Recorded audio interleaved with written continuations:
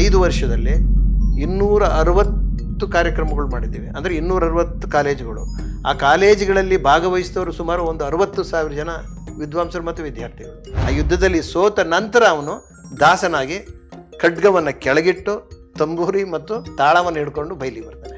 ಬಿರುದುಳ್ಳ ದೊರೆ ನೀನು ಮೊರೆಹೊಕ್ಕನಯ್ಯ ನಾನು, ಕಾಲ ಕರ್ಮದಳುಪೇಕ್ಷೆ ಮಾಡಿ ಹರಿಭಕ್ತಿ ಮಾಳ್ಪ, ಶೀಲರಹಿತ ಬ್ರಾಹ್ಮಣ ನಾನಾಗಲೊಲ್ಲೆ, ಶೀಲ ಸಹಿತ ಹರಿಭಕ್ತಿ ಮಾಳ್ಪ, ಚಾಂಡಾಲನ ಮನೆಯ ಬಾಗಿಲ ಕಾಯಿಸೆನ್ನ. ಕನಕದಾಸ ಕೇವಲ ಕುರುಬರಿಗೆ ಮಾತ್ರ ಸೀಮಿತ ಆಗ್ತಿದೆ ಅಂತ ಅನ್ಸುತ್ತಾ ನಿಮಗೆ? ಇದನ್ನು ಮೀರೋದೇ ಇದೆ.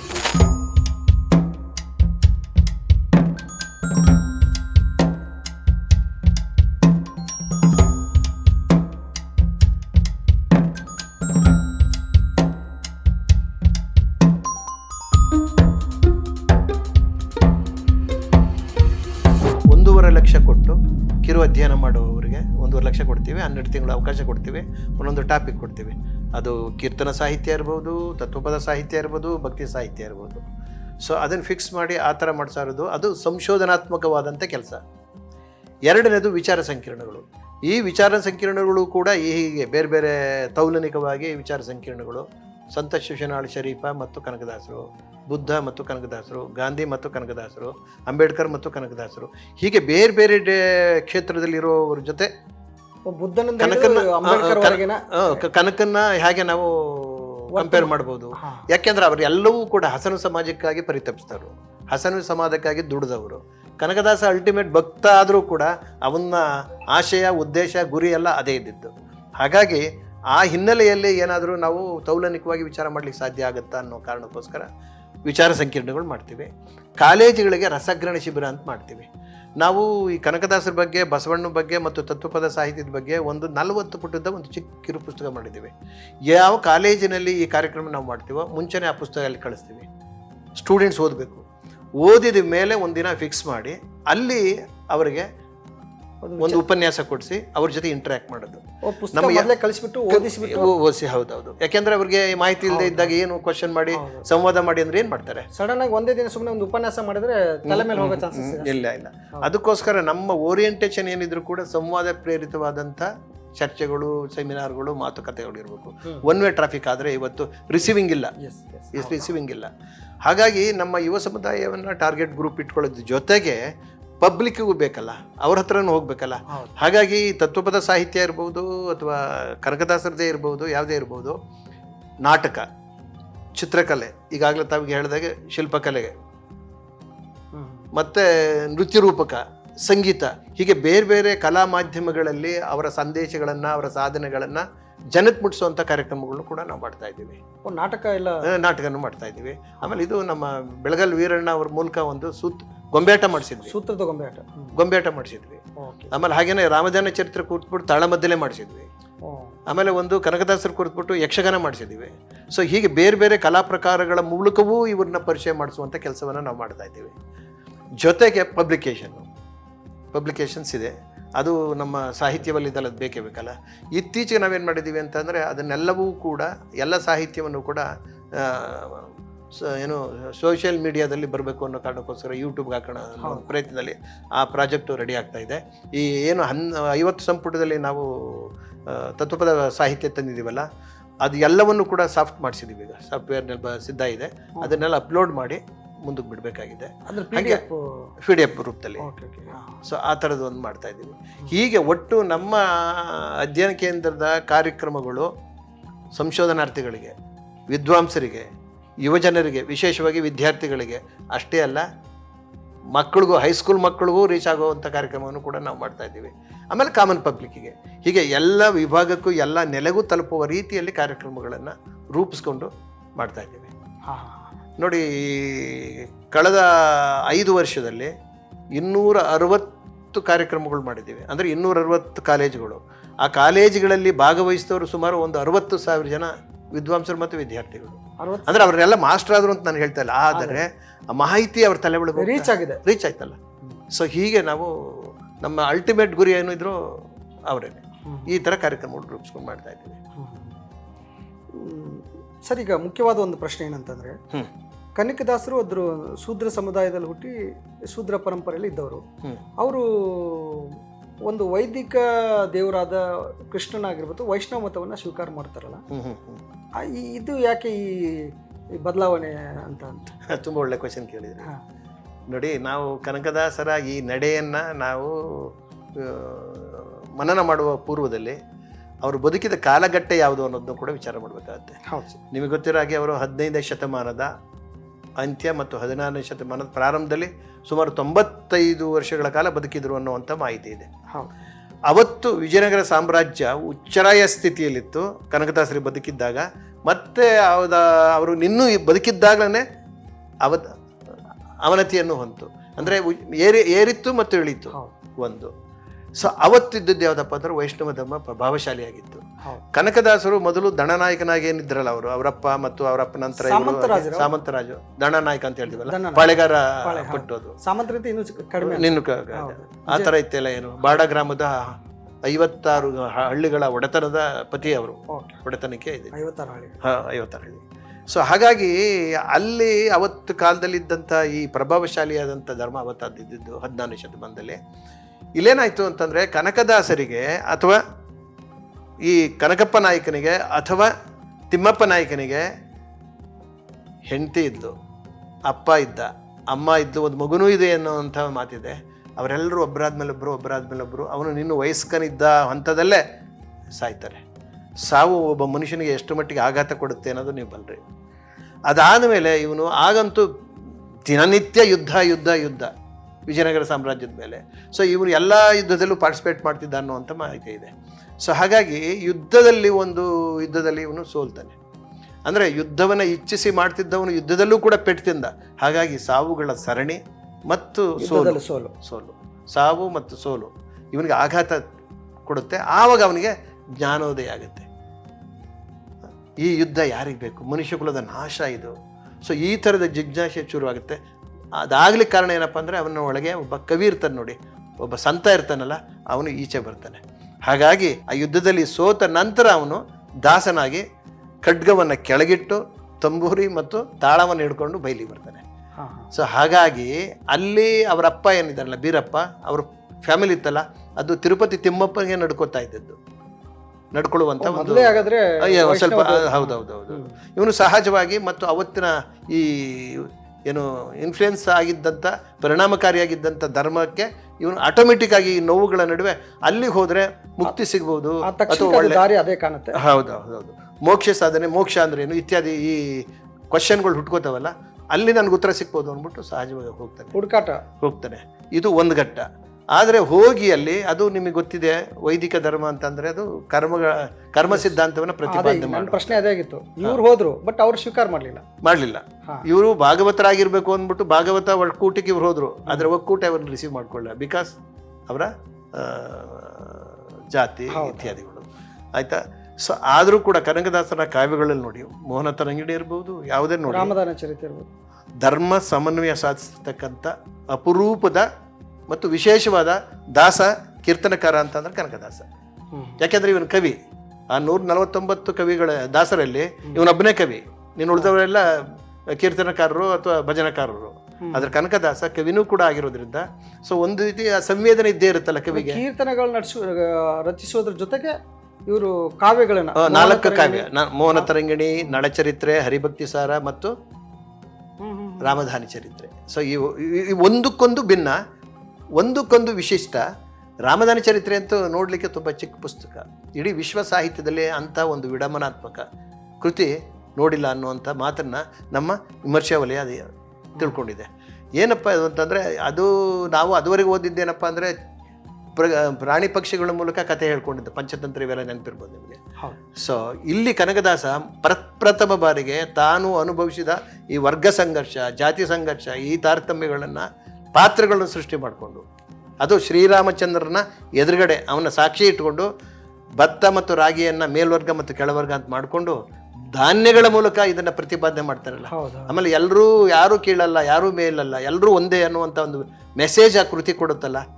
ಇವತ್ತೇನಾಗಿದೆ ಅದು ನನಗೆ ಅದು ಫಸ್ಟ್ಗೆ ನಾಟಕ ನೋಡಿ ಸರ್, ಒಂದು ಅಕ್ಕಿ ಅದು ಬಿಳಿ ಬಣ್ಣದ್ದು, ಒಂದು ರಾಗಿ ಕರಿ ಬಣ್ಣದ್ದು, ಇವೆರಡರ ಮಧ್ಯೆ ಒಂದು ಸಂಘರ್ಷ ಬಣ್ಣದ ಸಂಘರ್ಷ ಇದೆ, ವರ್ಗ ಕಣ್ಣಿ ಕಾಣದಷ್ಟು ಸಣ್ಣ ದಾನಿಗಳ ಮೂಲಕ ಇಡೀ ಕಥೆನ ನರೇಟ್ ಮಾಡೋದಿದೆಯಲ್ಲ, ಆ ರೂಪಗಳನ್ನ ಇಟ್ಕೊಂಡು ಮತ್ತು ಹೌದೌದು ಎರಡು ಸಮ ಅನ್ನೋ ತರದ್ದು ನಿಲ್ಸೋದಿದೆಯಲ್ಲ, ಅದ್ಭುತವಾದ ಕೃತಿ ಅದು. ಹೌದು ಹೌದು ಹೌದು. ಅಷ್ಟೇ ಯಾಕೆ ನಳಚರಿತ್ರೆ ಕೂಡ ಒಳ್ಳೆ ಅದ್ಭುತವಾದ ಕೃತಿ, ಕನ್ನಡದ ನಳಿಚರಿತ್ರೆ ಅಂತ ಆಗಿದೆ ಅದು. ನಮ್ಮಲ್ಲಿ ನಳಚರಿತ್ರೆ ಬಂದಿದೆ ಯಾವುದೋ ಭಾರತ ಮಹಾಭಾರತದ ಯಾವುದೋ ಒಂದು ಚಿಕ್ಕ ಇದ್ರಲ್ಲಿ ಬಂದು ಹೋಗೋದು. ನಮ್ಮ ಕನ್ನಡದ ಕವಿ ಚೌಂಡರಸ ಅನ್ನೋದು ಒಂದು ಮಾಡಿದ್ದಾನೆ ನಳಿಚರಿತ್ರೆ. ನೋಡಿ ಅಲ್ಲಿ ಪ್ರಥಮ ಬಾರಿಗೆ ನಳಚರಿತ್ರೆ ಅಂತ ಹೆಸರು ಕೊಟ್ಟು ಕೂಡ ನಿಜವಾಗಿ ಅದು ದಮಯಂತಿ ಚರಿತ್ರೆ. ನಳ ಮತ್ತೆ ಮತ್ತೆ ಎಡುತ್ತಾನೆ, ಎಡುವನ್ನು ಸರಿದಾರಿಗೆ ತರುವಂಥ ತ್ಯಾಗ ಮತ್ತು ಪ್ರೇಮ, ಅದ್ಭುತವಾಗಿ ಉತ್ಕಟವಾಗಿ ತ್ಯಾಗ ಮತ್ತು ಪ್ರೇಮವನ್ನು ಸಾರುವ ಈ ದಮಯಂತಿ ಅವನಿಗೆ ಸರಿದಾರಿಯಲ್ಲಿ ಕರ್ಕೊಂಡು ಹೋಗುವಂಥ ಒಂದು ಸಂಘರ್ಷಮಯ ಕೌಟುಂಬಿಕ ಚಿತ್ರ ಅದು. ಅಂಥ ಒಂದು ಇದನ್ನು ಕನಕದಾಸ ಸರಳಗನ್ನಡದಲ್ಲಿ ಕನ್ನಡದ ನಳಚರಿತ್ರೆ ಮಾಡಿರುವಂಥದ್ದು ಇದೆಯಲ್ಲ, ಅದು ವಿಶೇಷ. ಸರಿ, ಕನಕದಾಸರು ಅವರು ಕಂಡುಕೊಂಡ ದೇವರು ಯಾವುದು, ಅಂದರೆ ದೇವರ ಕರಿಪಲ್ಕನೆ ಹೇಗಿತ್ತು ಅಂತ? Very good. ಅವರು ನಾನು ಎಲ್ಲ ಕಡೆ ಹೇಳೋದು ಇದ್ದೇನೆ, ಕನಕದಾಸ ಹೇಗೆ ಅವನು ದಾಸನಾಗಿ ಈಚೆ ಬಂದಲ್ಲ, ಒಂಟಿಯಾದ ಅವನು ಒಳಗಡೆ ಯಾರೂ ಬಿಟ್ಕೊಡ್ಲಿಲ್ಲ. ಈ ಒಂಟಿತನ ಇದೆಯಲ್ಲ, ಒಂಟಿತನಕ್ಕೆ ಆ ವೇದನೆ, ತನ್ನ ಸಂಕಟ, ತನ್ನ ನೋವುಗಳು, ತನ್ನ ನಲಿವುಗಳನ್ನು ಹೇಳ್ಕೊಳ್ಳಿಕ್ಕೆ ಯಾರೊಬ್ಬ ಸಕಬೇಕು. ಅವನೇನು ಮಾಡ್ದ ಅಂದರೆ, ಜನ ನೋಡ್ದ, ಯಾರೂ ಸರಿಯಾಗಲಿಲ್ಲ. ಹಾಗಾಗಿ ಏನು ಮಾಡ್ದ ಅವನು, ಭಗವಂತನೇ ತನ್ನ ಆತ್ಮಸಖನಾಗಿ ಮಾಡಿಕೊಂಡ. ಹಾಗಾಗಿ ಏನು ಆದಿಕೇಶವನ ಹೆಸರಿನಲ್ಲಿ ಅವನೆಲ್ಲ ಕಾವ್ಯಗಳು ಬರೀತಾನೆ, ಕೀರ್ತನೆಗಳು ಬರೀತಾನಲ್ಲ, ಅದು ಅವನ ಆರಾಧ್ಯದ ಭಾವ. ವಾಸ್ತವವಾಗಿ ಅದು ಅವನ ಕಾನ್ಸಿಯಸ್ನೆಸ್, ಅಂದರೆ ಅವನ ಆತ್ಮಸಾಕ್ಷಿ ಅದು. ಹಾಗಾಗಿ ತಾನೇನೇ ತನ್ನ ಹೇಳುವ, ಬರೆಯುವ ಮತ್ತು ಮೆಸೇಜ್ ಕೊಡುವಂಥ ಎಲ್ಲ ಸಂಗತಿಗಳನ್ನು ಕೂಡ ನೀನು ಸಾಕ್ಷಿ ಇದ್ದೀಯಪ್ಪ, ನಿನಗೆ ಇದನ್ನು ಗಮನಿಸಬೇಕು, ನೀನು ಸರಿದಾರಿ ತೋರು ಅನ್ನುವಂಥ ಒಂದು ನಿಲುವಿನಲ್ಲಿ ಅವನಿಗೆ ಅರ್ಪಿಸ್ತಾ ಹೋಗ್ತಾನೆ. ಅರ್ಪಣೆ ಇದು ಕೇವಲ ಆರಾಧನೆ ಮೂಲಕ ಆಗೋ ಅರ್ಪಣೆನೇ ಹೊರತು ಇದು ಒಂದು ರೀತಿಯ ಸರೆಂಡರ್ ಅಂತ ಹೇಳ್ತೀವಲ್ಲ, ಶರಣಾಗತಿ ಅಲ್ಲ. ನನ್ನ ಪ್ರಕಾರ ಗುಲಾಮರು ಇಲ್ಲ, ಅದಲ್ಲ. ದಾಸ್ಯ ಅಲ್ಲ, ಇದು ದಾಸ, ಎಲ್ಲವನ್ನೂ ತರದವ. ಅದೇ ಆತ್ಮಸಖ ಅಂತಂದ್ರೆ ಗೆಳೆಯ ಅಂದ್ರೆ ದೇವರನ್ನೆಲ್ಲ ಹಂಗೆ ತಗೋತಾನಲ್ಲ ಅವನು. ಕೀರ್ತನೆಗಳು ಓದಿದ್ರೆ ಸಖನಾಗಿ ನೋಡ್ತಾನೆ, ಪ್ರಭುವಾಗಿ ನೋಡ್ತಾನೆ, ಎಲ್ಲ ರೀತಿಯಲ್ಲೂ ಅವನ್ನ ಇದು ಮಾಡ್ತಾನೆ. ನೀನೇನ್ ಮಾಡಿದೆ, ನೀನು ಎಲ್ಲ ಮೋಸ ಮಾಡಿದೆ ಅಂತ ಕೂಡ ಬೈತಾನೆ. ದೇವ್ರಿಗೆ, ಕೃಷ್ಣನಿಗೆ ರೇಗಿಸ್ತಾನೆ, ಚೇಡಿಸ್ತಾನೆ, ದೇವ್ರ ಜೊತೆ ವಾಗ್ವಾದ ಮಾಡ್ತಾನೆ, ಚೇಡಿಸ್ತಾನೆ. ಸೊ ಹಾಗಾಗಿ ಆ ಚೇಡಿಸೋದು ಯಾವಾಗ ಅಂತಂದಾಗ, ತನ್ನಲ್ಲಿ ಅವನು ಒಳಗಡೆ ಇದ್ದಾಗ. ಏನು ಯಾವುದೋ ಒಂದು ಇದು ಬರ್ತದೆ, ಬಿರುದುಳ್ಳೆ ದೊರೆ ನೀನು, ಮೊರೆ ಹೊಕ್ಕನಯ್ಯ ನಾನು. ಅಂದ್ರೆ ಬಿರುದುಳ್ಳು ಅಂತಂದ್ರೆ ಏನೋ ಪ್ರಶಸ್ತಿಗಳ ಮಾಲೆ ನೀನು ಹೊತ್ತಿರೋನು ಅಂತಲ್ಲ ಭಗವಂತನಿಗೆ. ನೀನು ಅಲ್ಟಿಮೇಟ್, ನಾನು ನಿನ್ನ ಮೊರೆ ಹೊಕ್ಕಿದ್ದೀನಿ. ಸೊ ನನ್ನನ್ನು ಸರಿದಾರಿಲಿ ಕರ್ಕೊಂಡು ಹೋಗೋ ಜವಾಬ್ದಾರಿ, ರೆಸ್ಪಾನ್ಸಿಬಿಲಿಟಿ ನಿಂದು ಅನ್ನುವಂತ ಮಾತಾಡ್ತಾನಲ್ಲ, ಅದೇನು ಕಡಿಮೆ.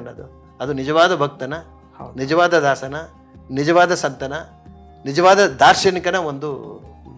ಅಂದರೆ ದೇವರಂದ್ರೆ ಅಂತಿಮ ಅಲ್ಲೆಲ್ಲೋ ಇಲ್ಲ, ನಾನು ಒಳಗಡೆ ಆತ್ಮಸಾಕ್ಷಿ. ಹೌದು, ಒಳಗಡೆ ಇದ್ದಾನೆ. ಹೌದೌದು. ಒಂದಿದೆ, ಕಾಲ ಕರ್ಮದಳು ಉಪೇಕ್ಷೆ ಮಾಡಿ ಹರಿಭಕ್ತಿ ಮಾಳ್ಪ, ಶೀಲರಹಿತ ಬ್ರಾಹ್ಮಣ ನಾನಾಗಲೊಲ್ಲೆ. ಶೀಲ ಸಹಿತ ಹರಿಭಕ್ತಿ ಮಾಳ್ಪ, ಚಾಂಡಾಲನ ಮನೆಯ ಬಾಗಿಲ ಕಾಯಿಸೆನ್ನ. ಏನ್ರಿ ಇದು 14ನೇ ಶತಮಾನದಲ್ಲಿ. ಇವತ್ತಾದ್ರೆ ನನಗೆ ಮಾತಾಡಬೇಕು ಅಂತಂದ್ರೆ ನಿಮ್ಮಂಥ ಸ್ನೇಹಿತರ ಸಪೋರ್ಟ್ ಇರ್ತದೆ, ಇಲ್ಲ ಅಂತಂದ್ರೆ ಸಂವಿಧಾನ ನನಗೆ ಸಪೋರ್ಟ್ ಇದೆ. ಅವ್ನಿಗೆ ಯಾವ ಸಪೋರ್ಟು ಇಲ್ಲದೆ ಅವತ್ತು ಮಾತಾಡ್ತಾನೆ. ಸರ್, ಒಂದು ಅರ್ಥನೇ ಹೇಳ್ಬಿಡಿ ಹಂಗೆ ನಮ್ಮ ವೀಕ್ಷಕರಿಗೆ. ಹೌದಾ? ಕಾಲ ಅಂದ್ರೆ ಟೈಮು, ಕರ್ಮ, ಕಾಯಕ, ಇವೆರಡನ್ನೂ ನಾವು ಉಪೇಕ್ಷೆ ಮಾಡ್ತಾ ಇದ್ದೀವಿ. ಎಷ್ಟರ ಮಟ್ಟಿಗೆ ಕ್ರಿಮಿನಲ್ ಆಗಿ ವೇಸ್ಟ್ ಮಾಡ್ತಾ ಇದ್ದೀವಿ ಅಂತಂದ್ರೆ, ಸೊ ಹಾಗೆ ಉಪೇಕ್ಷೆ ಮಾಡಿ, ಶೀಲರಹಿತ, ನನಗೆ ಕ್ಯಾರೆಕ್ಟರ್ ಇಲ್ಲ, ನನಗೆ ನುಡ್ದಂಗೆ ಆಡೋದಿಲ್ಲ, ಆಡ್ದಂಗೆ ನುಡಿಯೋದಿಲ್ಲ, ಮಾಡ್ದಂಗೆ ನುಡಿಯೋದಿಲ್ಲ. ಎಲ್ಲ ಮನುಷ್ಯರು ಹಂಗೆ ಇರೋದು. ಅಷ್ಟರ ಮಟ್ಟಿಗೆ ಕಲುಷಿತಗೊಂಡಂತ ಇವನಿಗೆ, ಯಾರಿಗೆ, ಅವನು ಬ್ರಾಹ್ಮಣ್ಯ ಆಗಿರ್ಬೋದು, ಏನು ನಮ್ಮ ವರ್ಗೀಕರಣ ಸಮಾಜದಲ್ಲಿ ಅವರು ಶ್ರೇಷ್ಠ ಅಂತ ಏನು ಹೇಳಿದ್ರಲ್ಲ, ಅಂತ ಬ್ರಾಹ್ಮಣ ಆಗು ನೀನು ಅಂದ್ರೆ ನಾನು ಆಗುವುದಿಲ್ಲ. ಹಾಗಾದ್ರೆ ನೀನೇನಾಗ್ತೀಯ? ನಾನು ಇದೇ ಸಮಾಜ ನಿರ್ಮಾಣ ಮಾಡಿದಂಥ ಕೆಳಸ್ತರದ ವರ್ಗ ಇದೆಯಲ್ಲ, ಚಾಂಡಾಲ ಅಂತ ನೀವು ಕರೆದಿದ್ರಲ್ಲ, ಅವ್ನು ಕರೆದಿರೋದಲ್ಲ, ಅದು ನೀವು ಕರೆದಿದ್ರಲ್ವಾ, ಅವನ ಮನೆಯ ಬಾಗಿಲು ನಾನು ಕಾಯ್ತೀನಿ. ಯಾರಿಗೆ? ಶೀಲವುಳ್ಳ, ಚಾರಿತ್ರ್ಯವುಳ್ಳ, ಮೌಲ್ಯವುಳ್ಳ, ಅಂತಃಕರಣವುಳ್ಳ, ವ್ಯಕ್ತಿಯಾಗಿದ್ದರೆ ಅವನು ಏನೇ ಆಗಿರಲಿ ಅವನ ಮನೆಯ ಆಳಾಗಿ ದಾಸನಾಗಿ ನಾನು ದಾಸನ ಮನೆಯ ದಾಸಿಯರ ಮಗ ನಾನು ಅಂತ ಹೇಳ್ತಾನಲ್ಲ. ಹೌದು. ಸೊ ಇದು ಅದು ಬಸವಣ್ಣವ್ರದ್ದು ಇದೇ ಥರದ್ದು ಹೌದೌದು ಬರುತ್ತೆ. ಹೌದು. ಹಾಂ ಸರ್, ಈಗ ಇನ್ನೊಂದು ಮುಖ್ಯವಾದ ವರ್ತಮಾನದ ಪ್ರಶ್ನೆ ಅಂತಂದರೆ, ಹೇಳಿ. ಈಗ ನಾವೆಲ್ಲ ಸುಶಿಕ್ಷಿತರಾದಂತೆ ನಾವೆಲ್ಲ ಎಜುಕೇಟೆಡ್, ನಾವು ಎಜುಕೇಷನ್ ಶಿಕ್ಷಣ ಸಿಕ್ಕಂಗೆಲ್ಲ ನಾವು ಜಾತ್ಯತೀತರಾಗ್ತೀವಿ, ಜಾತಿಯಿಂದ ಹೊರಗಡೆ ಬರ್ತೀವಿ ಅಂತಿತ್ತು. ಆದರೆ ಇವಾಗ ಏನಾಗ್ತಿದ್ದೀವಿ ಅಂತಂದರೆ, ಎಜುಕೇಷನ್ ಎಂಬ ಒಂದು ಟೂಲನ್ನು ಬಳಸ್ಕೊಂಡು ಮತ್ತೆ ಜಾತಿಯಿಂದ ಮತ್ತಷ್ಟು ಸಂಘಟಿತರಾಗ್ತಾ ಇದ್ದೀವಿ. ಅದರಲ್ಲೂ ನಮ್ಮ ಜಾತಿಗಳಲ್ಲಿ ಹುಟ್ಟಿರ್ತಾರಲ್ಲ ದಾರ್ಶನಿಕರನ್ನ, ಅವ್ರನ್ನ ನಮ್ಮ ಜಾತಿಗಳಿಗೆ ಮಾತ್ರ ಸೀಮಿತ ಮಾಡ್ಕೋತಾ ಇದ್ದೀವಿ ಏನೋ ಅಂತ ಅನಿಸುತ್ತೆ. ವಾಲ್ಮೀಕಿ ಇರ್ಬೋದು, ಕನಕದಾಸರು ಇರ್ಬೋದು, ಬಸವಣ್ಣ ಇರ್ಬೋದು, ಯಾರೋ ಇರ್ಬೋದು, ಅವ್ರನ್ನ ಇದನ್ನು ಮೀರೋದು ಹೇಗೆ? ಮತ್ತು ಕನಕದಾಸ ಕೇವಲ ಕುರುಬರಿಗೆ ಮಾತ್ರ ಸೀಮಿತ ಆಗ್ತಿದೆ ಅಂತ ಅನಿಸುತ್ತಾ ನಿಮಗೆ? ಇದನ್ನ ಮೀರೋದು ಹೇಗೆ ಅಂತ ಒಂದು ಇದಕ್ಕೆ ಸ್ವಲ್ಪ ವಿವರಣೆ ಕೊಡಬೇಕಾಗುತ್ತೆ, ಹಿಸ್ಟಾರಿಕಲ್ ಬ್ಯಾಕ್ಗ್ರೌಂಡ್ ಕೊಡಬೇಕಾಗುತ್ತೆ. ಹೇಗೆ ಅಂತಂದರೆ 70-80ರ ದಶಕದಲ್ಲಿ ನೀವು ಅಲ್ಲಿಗೆ ಬನ್ನಿ, ಅರಸು ಒಂದು ಅವೇರ್ನೆಸ್ ಕ್ರಿಯೇಟ್ ಮಾಡಿದರು ಈ ದಲಿತ ಸಮುದಾಯಕ್ಕೆ, ತಳ ಸಮುದಾಯಕ್ಕೆ. ರಾಜಕೀಯವಾದ ಒಂದು ಅರಿವು ಉಂಟು ಮಾಡಿದರು. ಉಂಟು ಮಾಡಿದ ಮೇಲೆ ಏನಾಯಿತು ಅಂದರೆ, ಈ ಅಸಂಘಟಿತ ಸಮುದಾಯ ಇದೆಯಲ್ಲ ಅದು ಎದ್ದು ನಿಂತ್ಕೊತ್ತು, ಜ್ಞಾನ ಪಡೀತು, ಅರಿವನ್ನು ಪಡ್ಕೊತ್ತು. ಅರಿವು ಪಡ್ಕೊಂಡು ತಾವು ತಮ್ಮ ಅಧಿಕಾರಗಳನ್ನು ಅಥವಾ ಬೇರೆದನ್ನು ಸೌಲಭ್ಯಗಳು ಪಡಿಬೇಕಾದ್ರೆ ಏನು ಮಾಡಬೇಕಾಗಿತ್ತು? ಒಂದಾಗಕ್ಕೆ ಶುರು ಮಾಡಿದರು. ಹೌದು, ಸಂಘಟಿತರ ಒಂದಾಗಕ್ಕೆ ಶುರು ಮಾಡಿದರೆ ಯಾವುದೋ ಒಂದು ಸಂಕೇತದ ಮೂಲಕ ಒಂದಾಗಬೇಕಾಯ್ತಲ್ಲ, ಐಕನ್ ಆಗಬೇಕಾಯ್ತಲ್ಲ. ಆ ಐಕನ್ ಯಾರು ಮಾಡ್ಕೊಂಡ್ರು ಅಂತಂದರೆ, ಆ ಸಮುದಾಯದಲ್ಲಿ ಪ್ರಚಲಿತ ಇತ್ತಲ್ಲ ಹೆಸರುಗಳು. ಉದಾಹರಣೆ ನೀವು ಹೇಳ್ದಂಗೆ ಕುರುಬರಿಗೆ ಕನಕದಾಸರು, ಬಸವಣ್ಣ ಆದ, ಅಂಬೇಡ್ಕರ್ ಆದರು. ಸೊ ಹೀಗೆ ಏನು ವಾಲ್ಮೀಕಿ ಆದ್ರಲ್ಲ, ಇವು ಐಕಾನ್ಗಳು. ಸೊ ಇವನ್ನೇ ಮುಂದಿಟ್ಕೊಂಡು ಹೋರಾಟವನ್ನು ಪ್ರಾರಂಭ ಮಾಡಿದ್ರು. ಇದು ಒಂದು ಭಾಗ.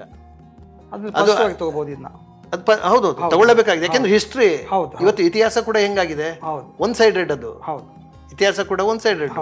ಸೊ ಅಂಥ ಸಂದರ್ಭದಲ್ಲಿ ಇವ್ರನ್ನ ತಗೊಂಡು ಒಂದು ಈ ಸಮುದಾಯ ಒಂದು ರೀತಿ ಜಾಗೃತಿಯನ್ನು ಪಡ್ಕೊಳ್ಳೋಕೆ ಶುರು ಮಾಡಿ. ಸೊ ಇದನ್ನು ನಾವು ಇಟ್ಕೊಂಡ್ರೆ, ಈ ಸತ್ಯವನ್ನು ನಾವು ಒಪ್ಕೊಳ್ಳೋದಾಯ್ತು ಅಂದರೆ ಮುಂದಕ್ಕೆ ಬಂದರೆ, ಆದರೆ ಜಾತಿ ಏನಾಯಿತು, ಅಧಿಕಾರಕ್ಕಾಗಿ ರಾಜಕಾರಣ ಆಯಿತು. ಹೌದು, ಜಾತಿಯ ರಾಜಕಾರಣಗಳು ಬೆಳೆಯೋಕ್ಕೆ ಶುರು ಆಯಿತು. ಸೊ ಹಾಗಾಗಿ ಸಹಜವಾಗಿ ಏನಾಯಿತು ಅಂತಂದರೆ, ನೀವು ಬಸವಣ್ಣನ ಜಯಂತಿ ಮಾಡ್ತೀರಿ ಅಂದರೆ, ನಾನು ಅದು ಅವನ ಸಮುದಾಯದೊಂದು ಅವನಿಗೆ ಸಂಬಂಧಪಟ್ಟಿದ್ದು.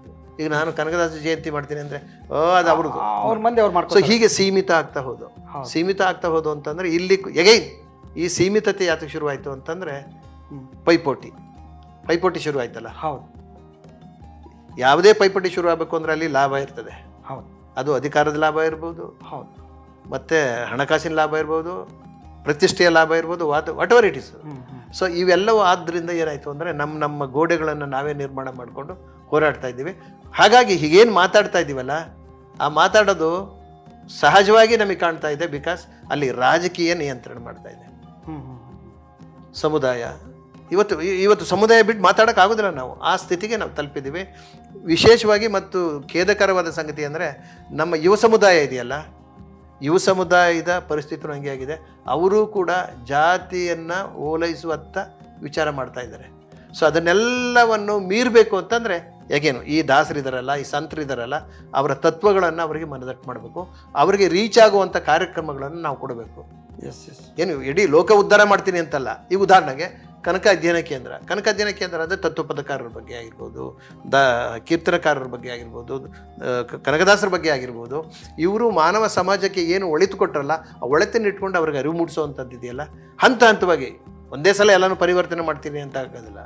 ಸೊ ಹಂತವಾಗಿ ಮಾಡಬೇಕಾಗತ್ತೆ. ಹಾಗಾಗಿ ಇವತ್ತು ಈ ಎಲ್ಲ ಕಾರಣದಿಂದ ಸ್ವಾರ್ಥಪರವಾದ ಜಗತ್ತಿನಲ್ಲಿ, ಸಮಾಜದಲ್ಲಿ, ಸನ್ನಿವೇಶದಲ್ಲಿ ನಾವು ಬದುಕ್ತಾ ಇರೋದ್ರಿಂದ ಇವತ್ತೇನಾಗಿದೆ ಅಂದರೆ, ಜಾತಿ ಮೇಲ್ಗೈ ಪಡೀತಾ ಇದೆ.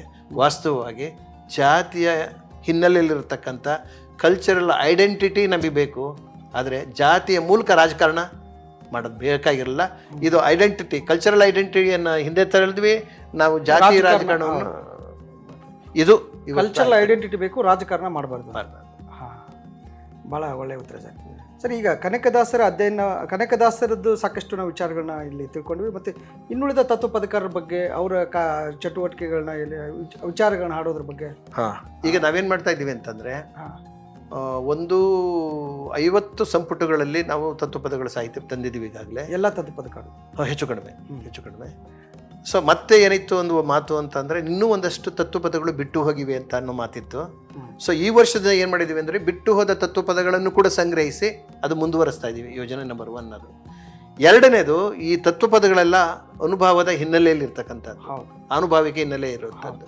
ಹಾಗಾಗಿ ಸರಳ ನೋಡಲಿಕ್ಕೆ ನಿಜ, ಆದ್ರೆ ಒಳ ಹೋಗ್ಬೇಕಾದ್ರೆ ಬೇಕದಕ್ಕೆ ಆಳಕ್ಕೆ ಹೋದಾಗೆಲ್ಲ ಬೇರೆ ಅರ್ಥ ಬರ್ತದೆ. ಹಾಗಾಗಿ ನಾವೇನು ಮಾಡ್ತಾ ಇದ್ದೀವಿ ಅಂದರೆ, ತತ್ವಪದಗಳ ಪಾರಿಭಾಷಿಕ ಪದಕೋಶವನ್ನು ಒಂದು ಬೃಹತ್ ಗ್ರಂಥವನ್ನು ತರ್ತಾ ಇದ್ದೀವಿ. ಸೊ ಅದು ಈ ಸಂಶೋಧನಾರ್ಥಿಗಳಿಗೆ, ಓದುವ ಆಸಕ್ತಿ ಇರೋರಿಗೆ ಅದು ಅನುಕೂಲ ಆಗುತ್ತೆ ಅನ್ನೋ ಕಾರಣಕ್ಕೋಸ್ಕರ ಅದು ಒಂದು ಮಾಡ್ತಾ ಇದ್ದೀವಿ.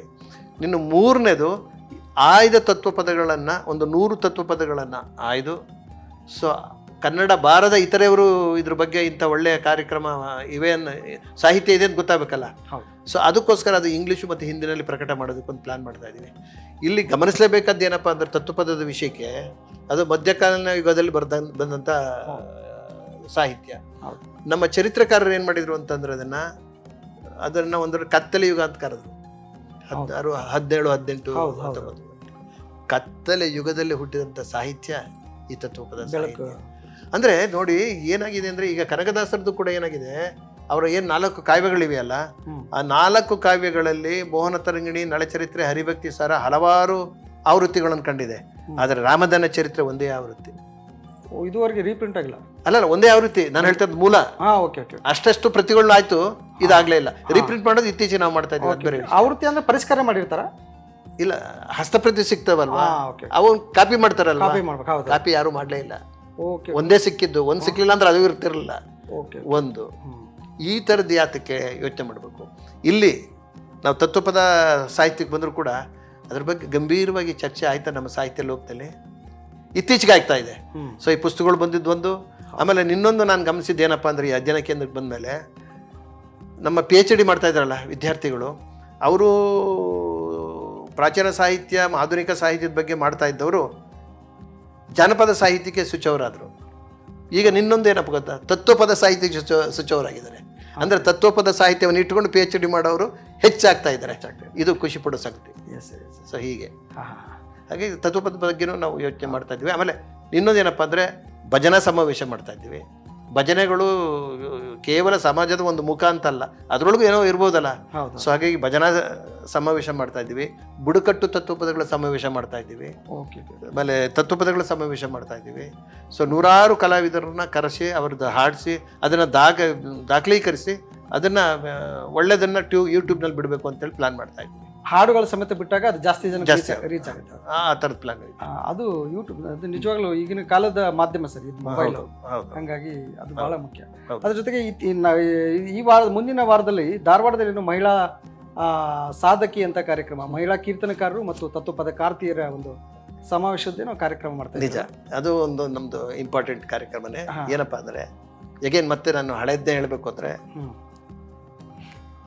ವಚನಕಾರ್ತಿಯರು ಅಲ್ಲ, ಅಕ್ಕಮದೇವಿ ಒಂದಷ್ಟು ಜನ ಬಿಡಿ ಗೊತ್ತಿದೆ, ಉಳಿದ ವಚನಕಾರ್ತಿಯರು, ತತ್ವಪದಕಾರ್ತಿಯರು ಅವರು ಒಂದು 25-30 ಜನ ಇದ್ದಾರೆ. ನಾನು ಆಧುನಿಕ ಕಾಲದವ್ರನ್ನ ಹೇಳ್ತಾ ಇದ್ದೀನಿ.